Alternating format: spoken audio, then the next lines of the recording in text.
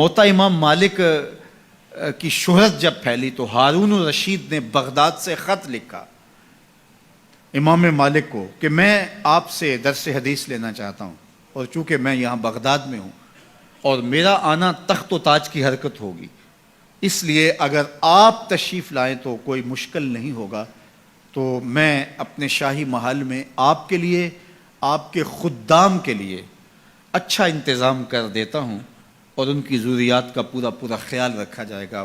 ماں شاگردوں کے آپ اگر بغداد میں تشریف لائیے تو کیا خوبصورت منظر ہو، اور میں آپ سے سیکھنا چاہتا ہوں۔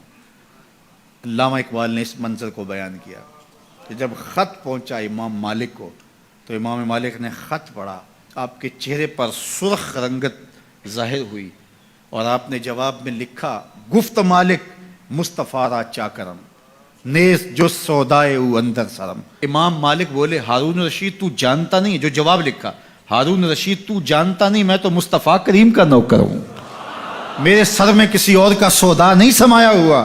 اگر تجھے شوق ہے علم پڑھنے کا تو یہاں مدینے میں آنا ہوگا اور طالب علموں کے ساتھ مل کے دو زانو بیٹھنا ہوگا۔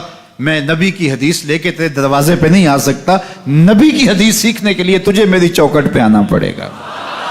وہ علم بھی تھا، وہ زمانہ بھی تھا۔ اللہ اکبر۔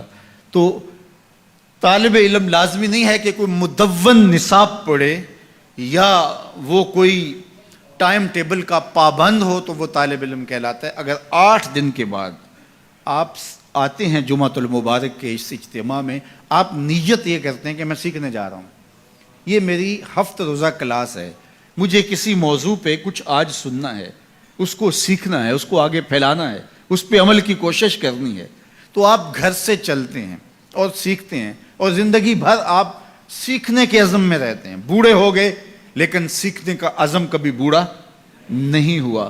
تو سنو میرے حضور نے کیا کہا، جو آدمی علم کے طلب میں اپنے سفر کو جاری رکھے ہوئے ہے اور اس نے ابھی تکمیل نہیں کی کہ اس کی موت واقع ہو گئی، فرمایا کل قیامت کے دن نبیوں اور اس کے درمیان صرف 1 درجے کا فرق ہوگا، اتنے اونچے درجے پہ جائے گا کہ صرف 1 درجے کا فرق ہوگا۔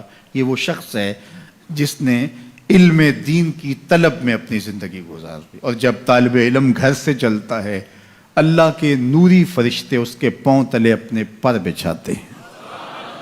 بڑا پروٹوکول ہوتا ہے کہ سرخ قالین بچھے ہوں کسی کے لیے، سربراہ مملکت ہو یا کوئی اور قابل اعتبار ہستی ہو اور کسی عالی مرتبت شخصیت سے ملنے جائے اور وہ اعزاز تکریم کے ساتھ اس کو نوازے، اور سرخ قالین بچھے ہوئے ہوں، اعزاز و تکریم دیا جا رہا ہو، لوگ کہتے ہیں یار انہوں نے تو ریڈ کارپٹ بچھا کر ہمارا استقبال کیا۔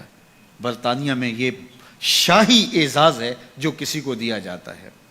اللہ اکبر۔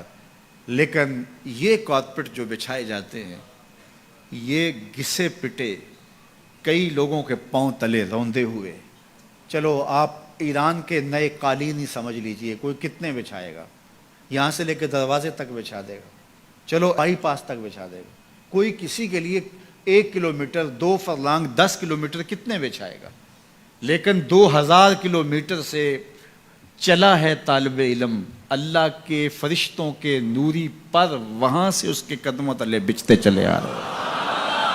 اور یہ قالین کسی دنیا کے کارخانے میں نہیں بنے ہیں، یہ فرشتوں کے تقدس مآب پر ہیں جو طالب علم کے پاؤں تلے بچھتے ہیں۔ وہ اعزاز، وہ تکریم جو ان طالب علم کو دیا گیا ہے وہ کسی اور کو نہیں دیا۔ سب سے بڑی بات یہ ہے کہ اللہ کے محبوب علیہ السلام نے علماء کو اپنا وارث قرار دیا۔ نبیوں کی وراثت درہم و دینار نہیں ہوتا، نبیوں کی وراثت علم ہوتی ہے۔